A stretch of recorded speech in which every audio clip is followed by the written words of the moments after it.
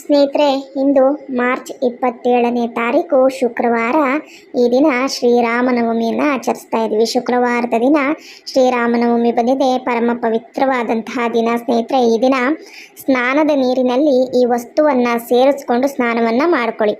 ದಾರಿದ್ರ್ಯವನ್ನು ನಿವಾರಣೆ ಮಾಡಿಕೊಂಡು ಅದೃಷ್ಟವನ್ನು ತಂದುಕೊಡೋದಕ್ಕೆ ಈ ಪ್ರಕಾರದಲ್ಲಿ ಪೂಜಾ ವಿಧಿವಿಧಾನಗಳನ್ನು ಅನುಸರಿಸಬೇಕಾಗುತ್ತೆ ಸ್ನೇಹಿತರೆ. ವಿಡಿಯೋವನ್ನು ಪೂರ್ತಿಯಾಗಿ ನೋಡಿ, ಆವಾಗಲೇ ನಿಮಗೆ ಅರ್ಥವಾಗುತ್ತೆ. ವಿಡಿಯೋ ಉಪಯುಕ್ತವಾಗಿದ್ದರೆ ವಿಡಿಯೋಗೊಂದು ಲೈಕ್ ಕೊಟ್ಟು, ಹೊಸಬರಾಗಿದ್ದರೆ ಸಬ್ಸ್ಕ್ರೈಬ್ ಮಾಡ್ಕೊಳ್ಳಿ ಸ್ನೇಹಿತರೆ. ಶ್ರೀರಾಮನವಮಿ ನಿಮಗೆ ಗೊತ್ತಿರುವಂತೆ ನಮ್ಮ ಒಂದು ಭಾರತದಲ್ಲಿ ಬಹಳ ಅದ್ಧೂರಿಯಾಗಿ ಆಚರಿಸುವಂತಹ ಒಂದು ಹಬ್ಬ ಅಂತಲೇ ಹೇಳ್ಬೋದು. ಶ್ರೀರಾಮ ಈ ದಿನ, ಈ ನವಮಿ ತಿಥಿಯ ದಿನ ಜನಿಸಿದಂಥವ್ರು, ಅದರಲ್ಲೂ ಅಭಿಜಿನ್ ಲಗ್ನದಲ್ಲಿ ಜನಿಸಿದಂಥವ್ರು ಅಂತಲೇ ಹೇಳಾಗುತ್ತೆ. ಶ್ರೀರಾಮ ಜನಿಸಿದ್ದು ಮಧ್ಯಾಹ್ನ ಸಮಯದಲ್ಲಿ 12 ಗಂಟೆ ನಂತರದಲ್ಲಿ ಜನಿಸಿದ್ದು ಅಂತ ತಿಳಿದಿರುವಂಥ ವಿಚಾರ ಸ್ನೇಹಿತರೆ. ಹಾಗಾಗಿ ಶ್ರೀರಾಮನವಮಿಯ ಒಂದು ಪೂಜೆಯನ್ನು ನಾವು ಮಧ್ಯಾಹ್ನದ ಸಮಯದಲ್ಲಿ ಮಾಡಿದರೆ ಶ್ರೇಷ್ಠ ಅಂತಲೇ ಹೇಳಲಾಗುತ್ತೆ. ದೇವಾಲಯದಲ್ಲೂ ಸಹ ಮಧ್ಯಾಹ್ನದ ಸಮಯದಲ್ಲಿ ಶ್ರೀರಾಮ ಕಲ್ಯಾಣವನ್ನು ಕೂಡ ಆಚರಿಸಲಾಗುತ್ತೆ ಸ್ನೇಹಿತರೆ. ಮನೆಯಲ್ಲಿ ಈ ಪ್ರಕಾರದಲ್ಲಿ ಪೂಜಾ ವಿಧಿವಿಧಾನಗಳನ್ನು ಅನುಸರಿಸ್ಕೊಂಡು ಅನಂತರವಾಗಿ ಹತ್ತಿರದಲ್ಲಿರುವಂತಹ ಶ್ರೀರಾಮನ ದೇವಾಲಯಕ್ಕೆ ಹೋಗಿ ಶ್ರೀರಾಮನ ದರ್ಶನವನ್ನು ಮಾಡಿದ್ರೆ, ಅಂದರೆ ಶ್ರೀರಾಮ ಕಲ್ಯಾಣವನ್ನು ಯಾರೆಲ್ಲ ಹೋಗಿ ನೋಡ್ತಾರೋ ಅವರಿಗೆ ಸಕಲ ಶುಭಾಭಿವೃದ್ಧಿ ಜರುಗತ್ತೆ ಅಂತಲೇ ಹೇಳಲಾಗುತ್ತೆ. ಅಂದರೆ ಸಂತಾನ ಪ್ರಾಪ್ತಿ ಯೋಗ ಆಗುತ್ತೆ, ವಿವಾಹ ಭಾಗ್ಯ ಯೋಗ ಕೂಡ ಲಭಿಸುತ್ತೆ ಅಂತಲೇ ನಮಗೆ ಪುರಾಣ ಪುಣ್ಯ ಕಥೆಗಳಲ್ಲಿ ತಿಳಿಸ್ಕೊಡ್ತಾರೆ ಸ್ನೇಹಿತರೆ. ಈ ದಿನ ಶೀಘ್ರವಾಗಿ ಎದ್ದು ಮನೆ ಅಂಗಳವನ್ನೆಲ್ಲ ಶುಭ್ರಗೊಳಿಸ್ಕೊಂಡು ಹೊಸ್ತಿಲಿಗೆ ಅರಿಶಿಣ ಕುಂಕುಮ ಲೇಪನ ಮಾಡಿ, ಅನಂತರವಾಗಿ ಬಾಗಿಲಿಗೆ ಮಾವಿನ ತೋರಣವನ್ನು, ಹೂವಿನ ಅಲಂಕಾರವನ್ನು ಮಾಡಿಕೊಂಡು ನೆಲ ಒರೆಸುವಂತಹ ನೀರಿನಲ್ಲಿ ಸ್ವಲ್ಪ ಅರಿಶಿಣ ಕಲ್ಲುಪ್ಪನ್ನು ಹಾಕ್ಕೊಂಡು ನೆಲವನ್ನು ಒರೆಸ್ಕೊಳ್ಳಿ. ಮನೆಯಲ್ಲಿರುವಂತಹ ಸಂಪೂರ್ಣ ದಾರಿದ್ರ್ಯ ನಿವಾರಣೆ ಆಗುತ್ತೆ. ಈ ಶುಭ ದಿನದಂದು ಈ ಪ್ರಕಾರದಲ್ಲಿ ಮನೆಯನ್ನು ಶುಭ್ರಗೊಳಿಸ್ಕೊಂಡು ಅನಂತರವಾಗಿ ಸ್ನಾನ ಮಾಡುವಂತಹ ನೀರಿನಲ್ಲಿ ಸ್ವಲ್ಪ ಅರಿಶಿಣ ಕಲ್ಲುಪ್ಪನ್ನು ಸೇರಿಸ್ಕೊಂಡು ಸ್ನಾನವನ್ನು ಮಾಡ್ಕೊಳ್ಳಿ. ಈ ಪ್ರಕಾರದ ಸ್ನಾನ ನಿಮ್ಮ ದೇಹದಲ್ಲಿರುವಂತಹ ಅನಾರೋಗ್ಯ ಏನಿರುತ್ತೆ ಅದನ್ನು ಕೂಡ ನಿವಾರಣೆ ಮಾಡುತ್ತೆ. ಮಾನಸಿಕವಾಗಿ ಏನಾದರೂ ಸಮಸ್ಯೆಗಳಿದ್ದರೆ ಅದನ್ನು ಕೂಡ ನಿವಾರಣೆ ಮಾಡುತ್ತೆ. ಅನಂತರವಾಗಿ ಯಾವುದಾದ್ರೂ ನಿಮಗೆ ಸಮಸ್ಯೆಗಳಿದ್ದರೆ, ಗ್ರಹಗತಿಗಳು ಸರಿ ಇಲ್ಲದಿರುವಂಥದ್ದು, ಅಂದರೆ ಗ್ರಹ ದೋಷಗಳು, ಪಿತೃದೋಷಗಳು, ಜಾತಕ ದೋಷಗಳಿದ್ದಂಥ ಸಂದರ್ಭದಲ್ಲಿ ಅದು ಕೂಡ ನಿವಾರಣೆ ಮಾಡುವಂತಹ ಶಕ್ತಿ ಈ ಸ್ನಾನಕ್ಕಿದೆ ಸ್ನೇಹಿತರೆ. ಪ್ರತ್ಯೇಕ ಸ್ನಾನ ಬಹಳ ಮುಖ್ಯವಾದಂಥದ್ದು. ಮನೆಯಲ್ಲಿ ಗಂಗಾ ಜಲವಿದ್ದರೆ ಗಂಗಾ ಸ್ನಾನವನ್ನು ಮಾಡಿದರೂ ಕೂಡ ಒಳಿತನ್ನು ಕಂಡುಕೊಳ್ತೀರ. ಹತ್ತಿರದಲ್ಲಿ ನದಿ ಸಮುದ್ರವಿದ್ದರೆ ಸಮುದ್ರ ನದಿ ಸ್ನಾನವನ್ನು ಮಾಡೋದ್ರಿಂದನೂ ಕೂಡ ನಿಮಗಿರುವಂತಹ ಸಂಪೂರ್ಣ ದೋಷಗಳು ನಿವಾರಣೆ ಆಗುತ್ತೆ ಸ್ನೇಹಿತರೆ. ಈ ಪ್ರಕಾರದಲ್ಲಿ ಸ್ನಾನವನ್ನು ಮುಗಿಸ್ಕೊಂಡು ಅನಂತರವಾಗಿ ಈ ದಿನ ನೀವು ಉಡಬೇಕಾದಂತಹ ವಸ್ತ್ರ ಯಾವುದು ಅಂತಂದರೆ ಹಳದಿ ಅಥವಾ ಕೆಂಪು ಬಣ್ಣದ ವಸ್ತ್ರ. ಶ್ರೀರಾಮನ ಜನ್ಮದಿನ ಆಗಿರೋದ್ರಿಂದ ಈ ದಿನ ನೀವು ಹಳದಿ ಮತ್ತು ಕೆಂಪು ವರ್ಣದ ಒಂದು ವಸ್ತ್ರವನ್ನು ಧರಿಸ್ಬೋದು. ನೀಲಿ ಆಗಲಿ ಕಪ್ಪು ಆಗಲಿ ಆ ರೀತಿಯಾದಂಥ ವಸ್ತ್ರವನ್ನು ಧರಿಸಬೇಡಿ. ಈ ದಿನ ತಲೆ ಕೂದಲು ಕಟ್ ಮಾಡ್ಕೊಳ್ಳುವಂಥದ್ದು, ಶೇವಿಂಗ್ ಮಾಡ್ಕೊಳ್ಳುವಂಥದ್ದು, ಮಾಂಸಾಹಾರವನ್ನು ಸೇವನೆ ಮಾಡುವಂಥದ್ದು ನಿಷಿದ್ಧ ಸ್ನೇಹಿತರೆ. ಈ ದಿನ ಸಾಧ್ಯವಾದಷ್ಟು ದೇವರ ಒಂದು ಧ್ಯಾನದಲ್ಲಿ ಮುಳುಗಿ ಮನೆಯಲ್ಲಿ ಶ್ರೀರಾಮನ ಪೂಜೆಯನ್ನು ಮಾಡೋದ್ರಿಂದ ಖಂಡಿತ ಒಳಿತನ್ನು ಕಂಡುಕೊಳ್ತೀರ. ಸ್ನಾನಾದಿಗಳನ್ನು ಮುಗಿಸಿ ಅನಂತರವಾಗಿ ಮಡಿ ವಸ್ತ್ರವನ್ನು ಧರಿಸಿ ನಿಮ್ಮ ಪೂಜಾ ಕೋಣೆಯಲ್ಲಿರುವಂತಹ ಶ್ರೀರಾಮನ ಒಂದು ಫೋಟೋವನ್ನು ಶುಭ್ರಗೊಳಿಸ್ಕೊಂಡು ಶ್ರೀರಾಮನ ಫೋಟೋಕ್ಕೆ ಅರಿಶಿಣ ಕುಂಕುಮ ಗಂಧದ ಬೊಟ್ಟುಗಳನ್ನು ಇಟ್ಟು ಅನಂತರವಾಗಿ ಸ್ನೇಹಿತರೆ ಪುಷ್ಪಗಳನ್ನು, ಹಳದಿ ಅಥವಾ ಮಲ್ಲಿಗೆ ಅಥವಾ ಸುಗಂಧ ದ್ರವ್ಯ, ಈ ಸುಗಂಧದ ಪುಷ್ಪಗಳನ್ನು ನೀವು ಈ ದಿನ ಶ್ರೀರಾಮನಿಗೆ ಅರ್ಪಿಸೋದ್ರಿಂದ ಶ್ರೀರಾಮನ ಕೃಪೆಗೆ ಪಾತ್ರರಾಗ್ತೀರ. ಅದೇ ರೀತಿಯಲ್ಲಿ ಸ್ನೇಹಿತರೆ, ಶ್ರೀರಾಮನ ಒಂದು ಸಂಪೂರ್ಣ ಕುಟುಂಬದ ಒಂದು ಫೋಟೋ ನಿಮ್ಮ ಬಳಿ ಇತ್ತು ಅಂತಂದರೆ ಆ ಫೋಟೋವನ್ನು ನೀವು ಪೂಜಿಸೋದ್ರಿಂದ ಖಂಡಿತವಾಗಿಯೂ ನಿಮ್ಮ ಕುಟುಂಬದಲ್ಲಿ ಸಕಲಾಭಿವೃದ್ಧಿ ಜರುಗುತ್ತೆ ಅಂತಲೇ ನಮಗೆ ಪುರಾಣ ಪುಣ್ಯ ಕಥೆಗಳಲ್ಲಿ ತಿಳಿಸ್ಕೊಡ್ತಾರೆ ಸ್ನೇಹಿತರೆ.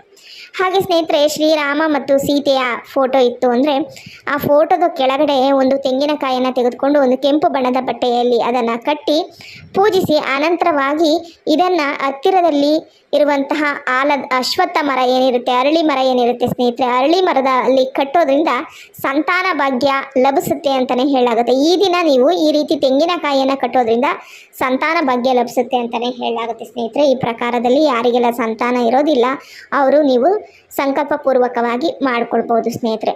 ಶ್ರೀರಾಮನಿಗೆ ಪ್ರಿಯಕರವಾದಂತಹ ಪಾನಕ, ಮಜ್ಜಿಗೆ, ಕೋಸಂಬರಿಯನ್ನು ಮಾಡಿ ಶ್ರೀರಾಮನಿಗೆ ನೈವೇದ್ಯವನ್ನು ಸಮರ್ಪಿಸಿ ಅಕ್ಕಪಕ್ಕದವರಿಗೆ ಹಾಗೆ ಮಕ್ಕಳಿಗೆ ಇದನ್ನು ಹಂಚೋದ್ರಿಂದನೂ ಕೂಡ ನಿಮ್ಮ ಕುಟುಂಬ ಸುಖ ಸಂತೋಷ ಸಮೃದ್ಧಿಯಿಂದ ತುಂಬಿರುತ್ತೆ ಅಂತಲೇ ಹೇಳಲಾಗುತ್ತೆ. ಶ್ರೀರಾಮನ ಜನನ ಅಧರ್ಮವನ್ನು ಮೆಟ್ಟಿ ನಿಂತು ಧರ್ಮವನ್ನು ಸ್ಥಾಪಿಸಲು ಆ ಭೂಮಿಗೆ ಬಂದ ಭಗವಂತ ಅಂತಲೇ ನಾವು ರಾಮನನ್ನು ಪೂಜಿಸ್ತೀವಿ ಸ್ನೇಹಿತರೆ. ಶ್ರೀರಾಮನನ್ನು ಈ ಪ್ರಕಾರದಲ್ಲಿ ಪೂಜಿಸಿ ಹತ್ತಿರದಲ್ಲಿರುವಂತಹ ಶ್ರೀರಾಮನ ದೇವಾಲಯದಲ್ಲಿ ಹೋಗಿ ಶ್ರೀರಾಮನ ಕಲ್ಯಾಣವನ್ನು ನೀವು ನೋಡೋದ್ರಿಂದ ಖಂಡಿತವಾಗಿಯೂ ನಿಮ್ಮ ಕುಟುಂಬದಲ್ಲಿ ಸುಖ ಸಂತೋಷ ತುಂಬಿರುತ್ತೆ. ದಾಂಪತ್ಯ ಜೀವನದಲ್ಲಿ ಸುಖವನ್ನು ಕಾಣ್ತೀರಾ.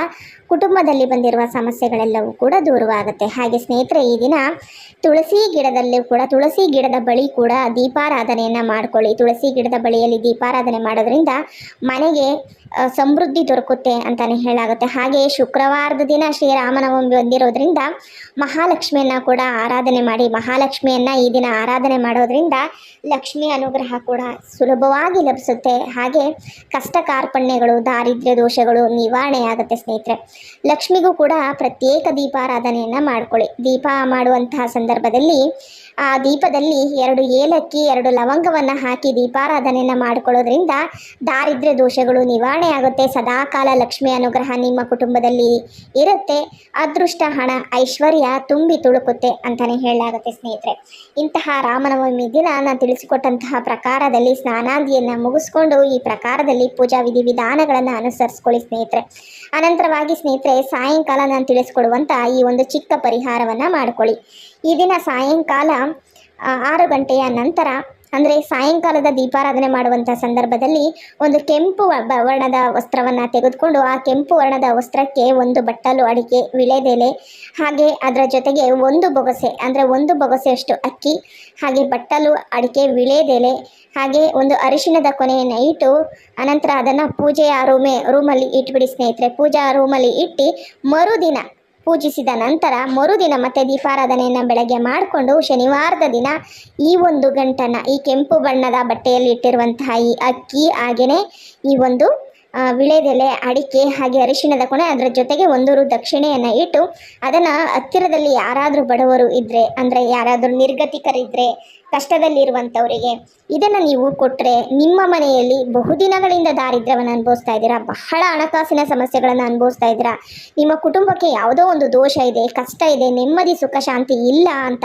ನೀವೇನಾದರೂ ಬಹಳ ಚಿಂತೆಗೀಡಾಗಿದ್ದರೆ ಈ ಒಂದು ಪರಿಹಾರ ನಿಮ್ಮ ಅದೃಷ್ಟವನ್ನು ಬದಲಾಯಿಸುತ್ತೆ, ನಿಮ್ಮ ಕಷ್ಟಗಳನ್ನು ದೂರ ಮಾಡುತ್ತೆ, ಹಣಕಾಸನ್ನು ವೃದ್ಧಿಸುತ್ತೆ.